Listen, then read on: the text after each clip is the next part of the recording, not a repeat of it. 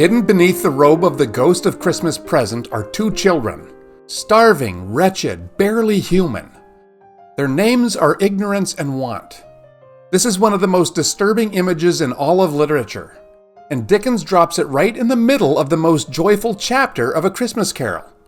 Why? Because real joy doesn't ignore suffering. It stares it in the face and somehow finds hope anyway. But before we stare that in the face, let's talk about the joy. There's something perfect about reading Stave 3 during Gaudete Sunday, the Sunday that takes its name from the Latin word meaning rejoice. The third week of Advent traditionally focuses on joy, and specifically the joy of the shepherds who first received the good news of Christ's birth. This candle is pink. Traditionally, that's the color of rejoicing. This is what the ghost of Christmas present brings to Scrooge. Not just information, but good news about what life could be if he stopped being such a selfish, miserly jerk. The ghost of Christmas present is a jolly giant. He has curly hair and he wears a simple green robe trimmed with white fur. But the torch he carries is the most significant thing about him. It is shaped like a horn of plenty. This is no accident. The ghost of Christmas present represents everything that Scrooge rejects: generosity, community, joy in the simple pleasures, and that weird inversion of logic that we gain by giving. You know this to be true, right? Even in our rationalist, materialist, secular world, we still know that when you give up some of your time or treasure, you receive something tangible, a tangible blessing. So this torch gives light, but that's not all it does. It spreads blessing wherever it goes. When he sprinkles incense from his torch on the humblest of meals, it is transformed into a celebration. You may not ever have seen this ghost, but you have seen the effects of his torch. You know that when you are with people that you know and love, around good food and drink, something magic happens. And Christmas is often the time when we experience this kind of magic most powerfully. Central to the third stave is Scrooge's visit to the Cratchit home. The Cratchits are eating their meager Christmas dinner.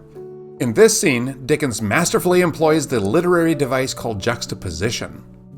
Juxtaposition is a device that places contrasting elements side by side to create a deeper meaning.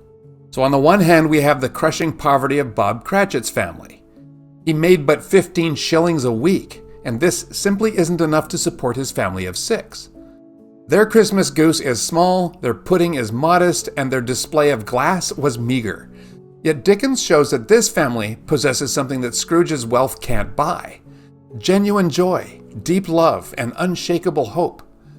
Dickens doesn't romanticize this poverty. He shows its real cost, but he also reveals that material circumstances don't determine spiritual reality. The Cratchits' Christmas dinner is filled with joy, not because they have a lot, but because they share everything and they have grateful hearts. This connects beautifully to the candle of joy that we celebrate this week. Christian joy isn't happiness that depends on our circumstances. It's a deep contentment that comes from knowing that we're loved by God. This makes it possible for us to love others. The Cratchits embody this kind of joy. They have reasons to celebrate, even around this meager meal, in these cramped quarters. And Tiny Tim. He represents a bunch of things: the vulnerability of childhood, the innocent victims of the kind of indifference that people generally have for the sick and the poor. But he also represents the hope that persists against all odds. From a symbolic perspective, Tiny Tim can be said to embody the Christ child. His frailty makes him precious, his innocence makes him pure, and his famous blessing, "God bless us everyone," is rooted in the agape kind of love that Christ brought into the world.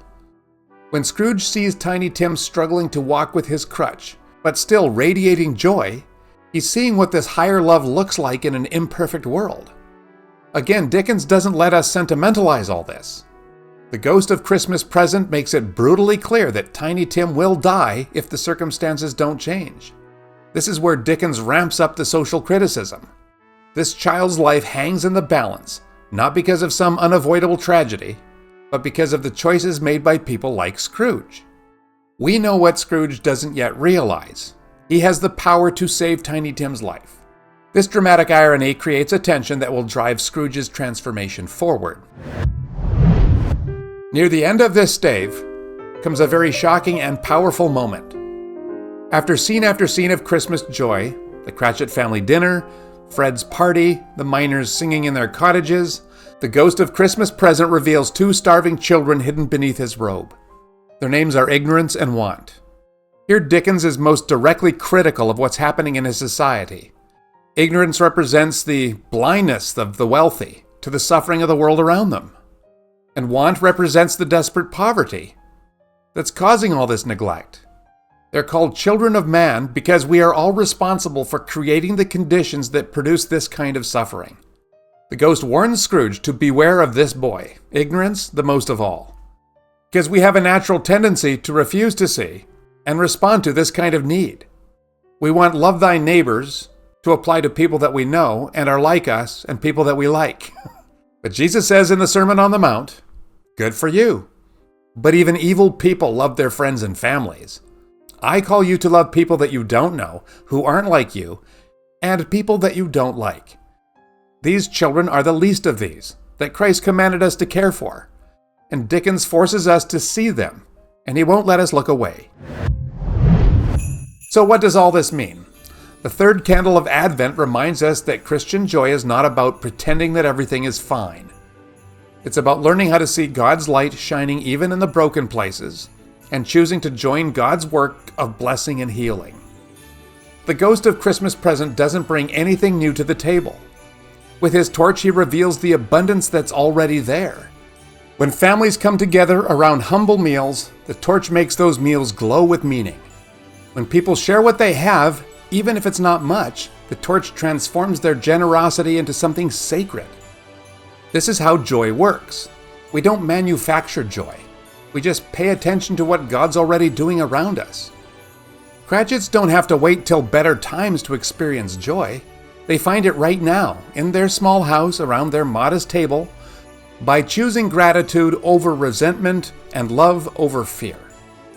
Bounty and blessing are always there. God's grace is right there in the ordinary. We just need to take time to see it. And then we need to ask ourselves, where are ignorance and want hidden in our own communities? Where is God calling us to see what we'd rather ignore? And then to act. That's the real Christmas present. Next week we will discuss the most sobering part of Scrooge's journey, with the ghost of Christmas yet to come. And we'll talk about the fourth candle of Advent. Thank you, happy reading, and we'll see you there.